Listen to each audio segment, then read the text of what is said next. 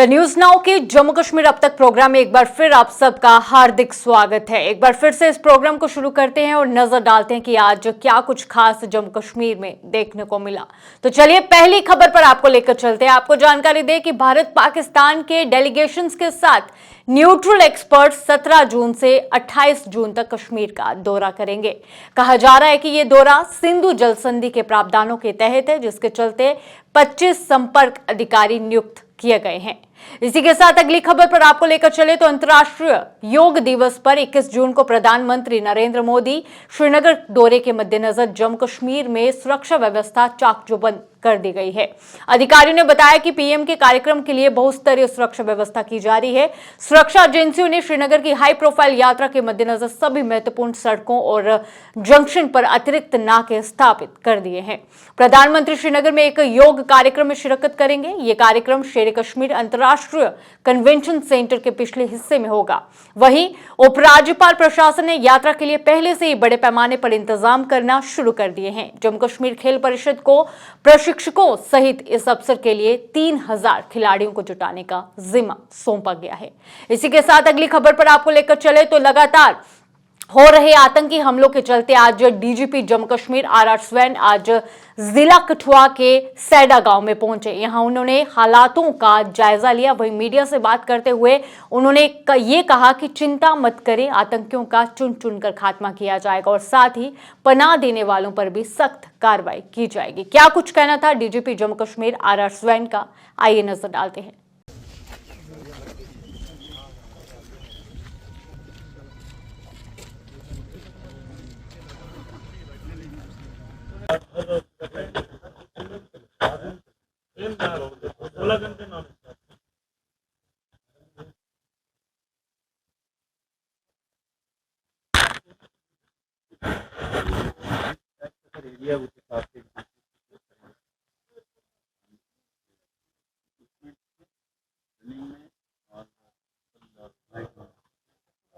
क्या करना है सर। फिर जब यहाँ इशू होता है इनको इमीडिएटली मैं फ़ोन करता हूँ। ये बिना कुछ सोचे मेरे बिना कहे मैंने कहा था होल्ड रखना, फिर वहाँ से वैसे भी आगे कुछ करना है। मतलब अगर आप ये मुझे पूछ रहे हैं कि जो थ्रेट है या जो चैलेंज है वो कितना संगीन है या कितना बड़ा है, तो मैं और जगह में भी ये कहा हूँ कि सारे के सारा जो चैलेंज है पार से आ रहा है और उन लोगों ने एक फ़ैसला लिया है कि उनका कामकाज ख़त्म होने को जा रहा था या उनको काफ़ी धक्का कश्मीर में पहुंचा है। तो अब वो जो जिनका धंधा पानी इससे चालू था तो वो कैसे इतना आसानी से छोड़ देंगे।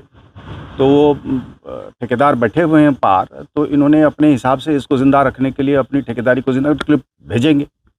अब जैसे हम देख रहे हैं कि ये तादाद में बहुत ज़्यादा नहीं है, तो चूहे की तरह हैं, तो पर हैं इस तरीके से कि बंदूक है और निहत्थे लोगों के सामने मतलब वो उनको मौका मिल जाता है।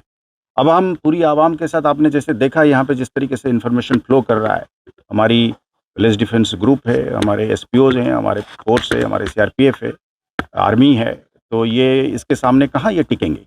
ये 8-10 साल कोशिश करे थे इन्होंने इस तरीके से अफरा तफरी मचाने के लिए पुराने जो डेफ्थ इलाके में। ये हमारा बॉर्डर इलाका है। गुजारिश ये है आवाम से कि इंफॉर्मेशन फ्लो ज़रूर जारी रहे, पर हम एक अंग्रेज़ी में एक लफ्ज़ कहते हैं कि माने फॉल्स फ्लैग हो जाता है। मतलब कई बार इंफॉर्मेशन में आप मतलब हम डर के मारे कई बार होता है, तो उसको परखें, क्योंकि नफरी उतनी होती है, फिर हम जहाँ पे होना चाहिए वहीं होना चाहिए हमें। तो ये एक है, पर इसके बावजूद भी हम जो भी इन्फॉर्मेशन आता है, आपने देखा होगा एसपी साहब को, डीआईजी साहब को, यहाँ पे हर छोटे बड़े इन्फॉर्मेशन पर हम रिस्पॉन्ड करते हैं।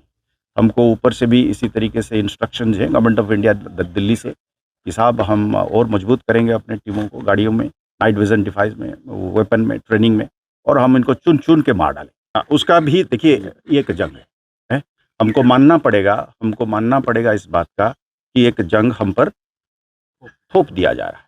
हर जंग में माने दुश्मन ने कोशिश करेगा नुकसान करने के लिए, और हमारा टैक्टिक्स और स्ट्रेटेजी रहेगी कि उसको नुकसान को कम करते हुए उनको नास्तो नाबूद करें। रही बात जहाँ की पनाह वाली बात है, हमने और जगह पे भी कहा है कि जो चंद गिने चुने लोग होंगे हम उनको कुचल देंगे, हम उनको मसल देंगे, हम ऐसे शक्ति से पेश आएंगे कि नमूना बनाएंगे उनका कि और भी जो लोग इस तरीके से सोचेंगे भी तो फिर कांपेंगे।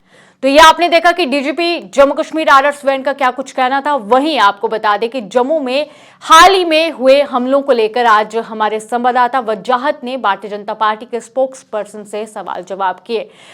लगातार उनसे जब सवाल जवाब किए तो उनका भी ये कहना था कि ये जो भी चीजें हो रही हैं चिंता का विषय है, लेकिन लगातार एक लंबे समय से भारतीय जनता पार्टी की चुप्पी थी और अब जाकर चुप्पी तोड़ी गई है। क्या कुछ कहना था भारतीय जनता पार्टी के स्पोक्स पर्सन अल्ताफ ठाकुर का, आइए नजर डालते हैं। उनसे बात करेंगे। अल्ताफ साहब, पिछले कई दिनों से जो है जम्मू में लगातार हमले हो रहे हैं, चाहे कोटवा की बात हो, डोडा की बात हो, उसको आप कैसे देखते हैं? देखिए, उसको मैं पाकिस्तान की फ्रस्ट्रेशन और पाकिस्तान की जंजलाहट, जैसे ही मोदी जी ने तीसरी बार ओथ ले ली और आप देखिए उसी दिन ओथ के दौरान ही रियासी में अटैक हुआ जिसमें 10 जो यात्री है वो मारे गए और इससे साफ जाहिर होता है एक तो टाइमिंग और दूसरा अटैक। जब पूरा देश मोदी जी की उस शपथ ग्रहण में उसके लिए जोश में था, खुशी मना रहा था, तो उसी वक्त अटैक होना अपने आप में दर्शाता है कि पाकिस्तान को बहुत ज्यादा मिर्ची लगी है कि तीसरी बार नरेंद्र मोदी जी देश के वज़ीर-ए-आज़म बने। उसके पीछे लॉजिक ये है कि उन्होंने दहशतगर्दी पे, टेररिज्म पे जीरो टॉलरेंस की जो पॉलिसी अपनाई थी जिससे दहशतगर्द लगभग यहाँ खत्म हो चुके थे। लेकिन इलेक्शन के दौरान जो इलेक्शन पीरियड चला है इसमें डिस्टर्बेंस भी रहती है, पॉलिटिकल लीडर्स बिजी रहते हैं रैलियों में, या होम मिनिस्टर साहब, पीएम साहब या डिफेंस मिनिस्टर साहब, और मुझे लगता है इसी दौरान मौका ढूंढकर जो इन्फिल्ट्रेशन हुई है उस इन्फिल्ट्रेशन का जो आउटपुट है वो कल हमने कोटवा में भी देखा, डोडा में भी देखा और वही रियासी में भी देखा है। लेकिन चिंता की बात जरूर है, इसमें इनकार नहीं कर सकते हैं, बहुत चिंता की बात है, सीरियस कंसर्न है, लेकिन घबराने की जरूरत नहीं है। जिस तरह से पिछले 10 सालों में देश की जो गवर्नमेंट है, मोदी जी और अमित शाह साहब ने जिस तरह से दहशतगर्दी का अंत यहाँ कर दिया है कश्मीर से, अब उन्होंने एक समझिए गोल पोस्ट चेंज किया है और कश्मीर में जितना दबाव उन पर बढ़ा उस दबाव के रहते हुए उन्होंने अब जो राजौरी जोन है उसको उन्होंने चुन लिया, क्योंकि राजौरी से रियासी वो एक पहाड़ी सिलसिला है और वहां से डोडा ये मिलता जुलता एरिया है। इसमें एक ग्रुप है, पता नहीं कितने लोग हैं, वही मूवमेंट करते हैं, हिट एंड रन की पॉलिसी उन्होंने अपनाई। लेकिन कल आप देखिए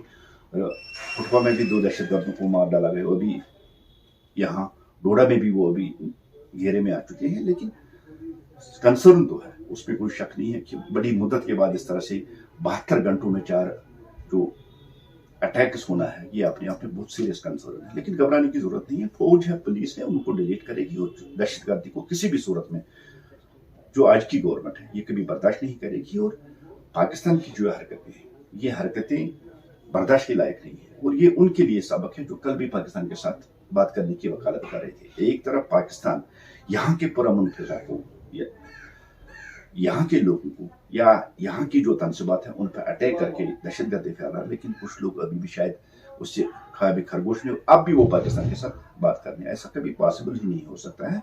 भारत एक पावर है, बहुत बड़ी ताकत है जो पाकिस्तान के सामने कभी झुक नहीं सकता। हमने दहशतगर्दी का खात्मा करने का फैसला किया और दहशतगर्दी को हम खत्म करेंगे। अगर हम बात करें जम्मू की, जम्मू यूजुअली पिछले 10-20 साल में जो है पीसफुल रहा है, लेकिन पिछले 3-4 साल से हम देख रहे हैं जो कंसर्न अटैक जो हो रहे हैं जम्मू डिवीजन में हो रही है, आप क्या समझते हैं उस बारे में? देखिए, दहशतगर्द पॉलिसी चेंज करते रहते हैं, उनकी जो स्ट्रेटजी है वो स्ट्रेटजी चेंज करते रहते हैं और उसी स्ट्रेटजी के तहत जैसे कश्मीर में उनका सफाया हुआ, कश्मीर में दबाव बढ़ा और उन्हें जम्मू के वो खत्ते जो बॉर्डर के साथ मिलते हैं, चाहे वो कठुआ हो, चाहे वो राजौरी हो, चाहे वो पुंछ, उस एरिया को उन्होंने चुना है अटैक करने के लिए। लेकिन वहां भी अब आर्मी या पुलिस हो, उनका दबाव बढ़ रहा हो, वहां भी उनको जल्द खदेड़ दिया जाएगा, उनका खात्मा कर दिया जाएगा।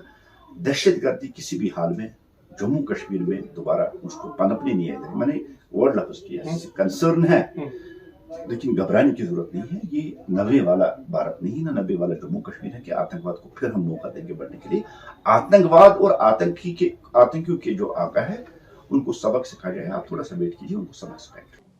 तो ये आपने देखा कि भारतीय जनता पार्टी के स्पोक्स पर्सन अल्ताफ ठाकुर का क्या कुछ कहना था। तो वहीं पीडीपी प्रवक्ता जुहेब मीर ने जम्मू में हमलों की निंदा करते हुए कहा कि हिंसा कभी भी किसी समस्या का समाधान नहीं हो सकता है और बातचीत करनी होगी पाकिस्तान से। क्या कुछ कहना था पीडीपी के प्रवक्ता का, आइए नजर डालते हैं। देखिए, सबसे पहले ये जितनी भी सारे अटैक हुए हैं मिलिटेंसी के, हम इन्हें कंडेम करते हैं, हमारी पार्टी इसे कंडेम करते हैं, क्योंकि वायलेंस किसी भी चीज़ का, किसी भी प्रॉब्लम का सलूशन नहीं हो सकता। तो to the strongest, in the strongest possible manner we condemn this, but at the same time मैं आपको बताऊं कि सब कुछ ठीक नहीं है। हमें बातचीत का रास्ता खोलना पड़ेगा। हमें जम्मू कश्मीर के लोगों को, जैसे पहले आपको पता है कि कश्मीर ज़्यादातर इस प्रॉब्लम से जूझ रहा था, अब जम्मू में भी है। So that automatically implies कि everything is not right at certain corners. इसका एक ही सलूशन है कि आप बातचीत कीजिए। बातचीत के रास्ते जो आपने बंद करके रखे थे वो खोलने पड़ेंगे, टेबल पे आना पड़ेगा, एक दूसरे से बात करनी पड़ेगी कि क्या प्रॉब्लम है। क्योंकि अल्टीमेटली मैं आपको एक बात बताऊं कि कश्मीर के जो लोग हैं, जम्मू के जो लोग हैं, इस रियासत के जो लोग हैं, वो अमन पसंद है, अमन चाहते हैं। लेकिन सबसे ज़्यादा जो परेशानी से जूझ भी रहे हैं वो यही लोग हैं। हमारे सिक्योरिटी पर्सनल्स मारे जा रहे हैं, सिविलियंस मारे जा रहे हैं, और ये जो गफलत में ये जो जा चुके हैं नौजवान, ये भी कहीं ना कहीं इस चीज़ का शिकार होते जा रहे हैं। तो मैं गवर्नमेंट ऑफ इंडिया से और गुजारिश करता हूँ कि बातचीत का रास्ता खोलिए, जैसे बोलते हैं। I think there is a consensus on all the parties in Jammu and Kashmir. Even many factions of the BJP also say that we have to speak, we have to come to the table, and we have to find solution to this after talking. अब अगर आप बातचीत के रास्ते बंद कर देंगे तो ठीक नहीं होगा। बातचीत करिए, हमारे इस खित्ते में अमन लाइए। तो जम्मू कश्मीर का जो प्रॉब्लम है, जम्मू कश्मीर का पीस पूरे सब कॉन्टिनेंट के पीस से रिलेटेड है। तो यह आपने देखा कि हमलों को लेकर भारतीय जनता पार्टी और पीडीपी के प्रवक्ता का क्या कुछ कहना है। वहीं आज डॉक्टर द्रंक्षा अंद्रावी ने दरगाह हजरत बल में नए कार्यों का उद्घाटन किया। तो चलिए तस्वीरें हम आपको दिखाते हैं और क्या कुछ कहना था वक्फ की चेयरपर्सन का, आइए नजर डालते हैं।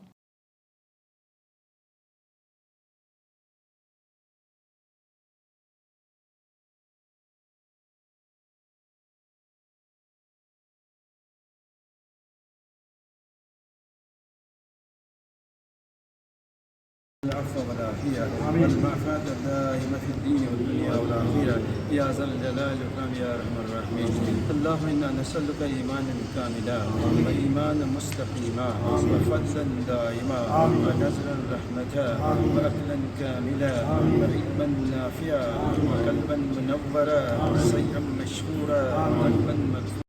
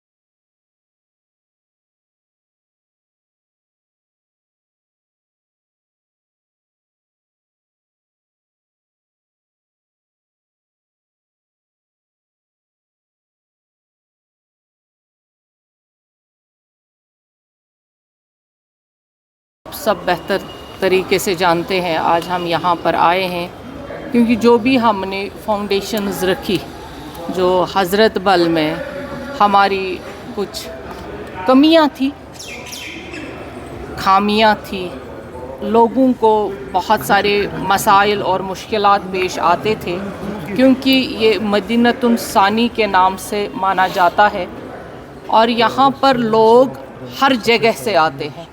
यहाँ वज़ू खानों की काफ़ी कमी थी, लोगों की काफ़ी डिमांड थी।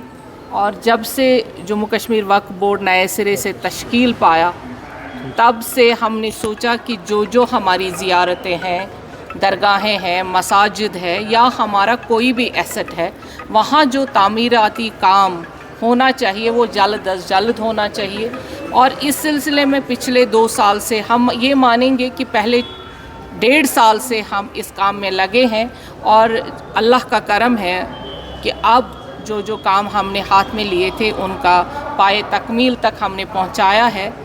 और आज यहाँ पे जो सबसे बड़ी लोगों की डिमांड थी उसको आज हम इनॉग्रेट कर रहे हैं। फाउंडेशन भी रखा था और यहाँ पर जो अंदर आप अभी हमारे साथ आए हैं, यहाँ पर भी जो भी अभी चीज़ें हैं वो भी हमें बिल्कुल जल्द अज जल्द ठीक करनी है। और बाकी दरगाहों में भी, बाकी ज़ियारतों पे भी वक्फ़ का यही काम है कि जो भी हमारे ज़ेर एहतिमाम जो वक्फ़ के आते हैं उनमें कोई खामी नहीं रहेगी और लोगों को कोई शिकायत नहीं रहेगी। तैयारियों के लिए हम यहाँ पे तो बड़ा मरकज़ है हज़रत बल में, यहाँ की तैयारियों का भी जायज़ा लेना है और मुकम्मल तो है ही इंशाअल्लाह रहमान, कल का दिन ही बच गया है। और बाकी दरगाहों में, बाकी मसाजिदों में भी जो भी वक्फ़ के अंडर आता है उसमें ईद की नमाज बिना किसी खलल के होगी, लोगों को कोई तकलीफ़ नहीं होगी। हम लोगों को यही कहेंगे कि बस आप आइए और नमाज पढ़िए। मैम सिक्योरिटी की कि अभी आप जा भी सकते हैं, हम वहाँ पे काम कर रहे हैं। अभी इस सिलसिले में हमने कोई मीटिंग नहीं की, अगर ऐसा हुआ तो आपको हम मुतल्ला करेंगे। तो इंशाल्लाह लगता है कौन जीता है तेरे जुल्फ के सर होने तक। अल्लाह ताला हमेशा अमन यहाँ पे कायम रखे तो इंशाअल्लाह हम वहाँ नमाज पढ़ेंगे। तो ये आपने देखा कि किस तरह से आज उद्घाटन समारोह जो है वहां पे देखने को मिला। पर वहीं दूसरी ओर 10वीं कक्षा के जो परीक्षाओं का जो रिजल्ट आया, जिसमें इस बार भी बच्चों ने उम्दा किया है, लेकिन एक ऐसी तस्वीर भी हम आपको दिखाएंगे जो आपके रोंगटे खड़ी कर देगी। जी हाँ, government centre high school Anantnag के ब्लाइंड छात्र इरफान एजाज ने 10वीं कक्षा की परीक्षा में 500 में से 404 का स्कोर जो है वो हासिल किया। उनकी उल्लेखनीय उपलब्धि का जश्न आज स्कूल में आयोजित एक विशेष सभा में स्कूल स्टाफ द्वारा किया गया। तो चलिए दृश्य दिखाते हैं आपको और इस बच्चे का क्या कुछ कहना है, आइए नजर डालते हैं।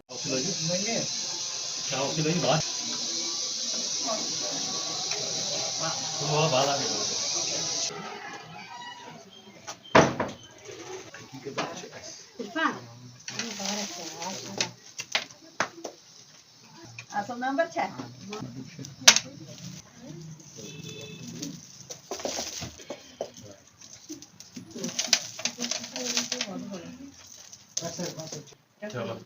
एक सेकंड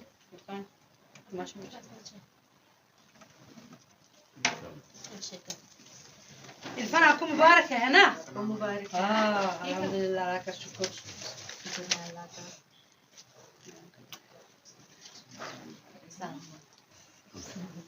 मुबारक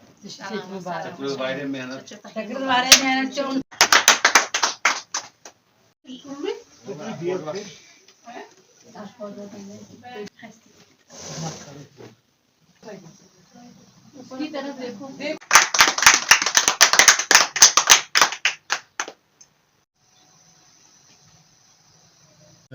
गोडनेट छुस बह अमिक स्कूलुक शुक्रिया करान सेंटर हायो कि यमो कर वारिया मे पे मेहनत। अगर बह पढ़ान में अलग पे समझावन वारिया कर मे पे मेहनत सत मे हेल्प त करान वारिया पकनस मज त क्लास रूमस मज त वारिया हेल्प करान। अगर न मे समझ ओस तरन यम मे हाईलाइट्स तरन समझ तो बहुस वारिया शुक्रगुजार आज मोहम्मद मैम तम कर वारिया मेहनत मे पे द्रावस बह यीत्या मार्क सत पास मेहनत तम त पकिन समाजस मज ब्रोह ये कर मे ब्लाइंड यीत्या कार मार्कस अन मे हाई तम तन ये कन असल असल मार्कस तो तम त गन यह क्वालिफाई।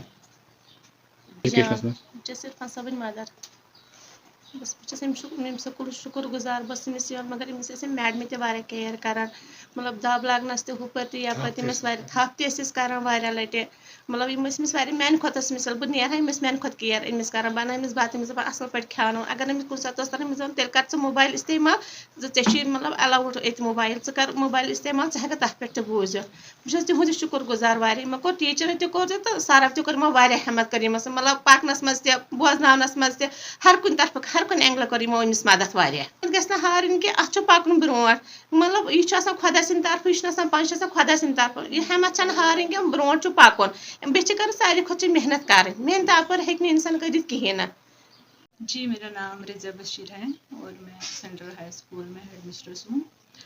तो सबसे पहले मैं ये बताना चाहती हूँ कि पिछले साल भी हमें 60% रिजल्ट था, लेकिन उस साल पता नहीं बदकिस्मती से हमने ऐसा नहीं किया कि हमको उस दिन भी मीडिया को देना था, क्योंकि 60% रिजल्ट आया था। तो आज जो ये बच्चा हमारा है जिसने ये इतने नंबरात हासिल किए, तो ये सब हमारे स्कूल में जो स्टाफ है इनकी मेहनत का नतीजा है। इन्होंने भरपूर मेहनत की सब स्टूडेंट के लिए, लेकिन खासकर इसका ज़्यादा ख्याल रखा करते थे। इसको पढ़ाते थे अच्छे से, अलग से भी पढ़ाते थे, स्टाफ रूम में ले जाकर इसको समझाते थे अलग से। तो हमारे स्कूल में कुल 13 स्टूडेंट थे, 13 में से 9 स्टूडेंट हमें कामयाब हो गए अच्छे नंबरात देकर, क्योंकि इस स्कूल में ज़्यादातर ऐसे बच्चे हैं जो बाहर के हैं, बिहार के हैं, और ऐसे बच्चे भी हैं जो घरों में ना मेड का काम करते हैं। उनका बैग इस तरह से जैसे कि प्राइवेट स्कूलों में या बाकी स्कूलों में बैग होता था, इनको बैग में कोई नहीं होता था, कोई भी इनको गाइड नहीं करता था। घर में सब हमारे स्कूल के स्टाफ का मेहनत का नतीजा है। उन्होंने भरपूर मेहनत की है। इन पर 0 पीरियड दिया करते थे, रिसर्च का पीरियड दिया करते थे इनके लिए। तो मेरी जो खासकर ये सब्जेक्ट टीचर्स जो है ये 10th के, ये मेरे अल्फाज नहीं मिल रहे हैं कि मैं किस तरह से इनका शुक्रिया अदा करूं, इनको अप्रिशिएट करूं। इसी के साथ फिलहाल अगली खबर पर आपको लेकर चले, और अगली खबर जुड़ी हुई है नेशनल हाईवे के साथ। तो आज आपको फिर एक बार जानकारी दे दें कि आज रात के लिए जम्मू श्रीनगर राष्ट्रीय राजमार्ग यातायात के लिए बिल्कुल ठप रहेगा, यानी कि एक बार फिर से NH44 में मरम्मत के कार्य करवाए जाएंगे, जिसके चलते आज रात को कोई भी वेहिकुलर मूवमेंट NH44 में देखने को नहीं मिलेगी। इसी के साथ फिलहाल आज के प्रोग्राम में इतना ही। मुझे दीजिए इजाजत, धन्यवाद।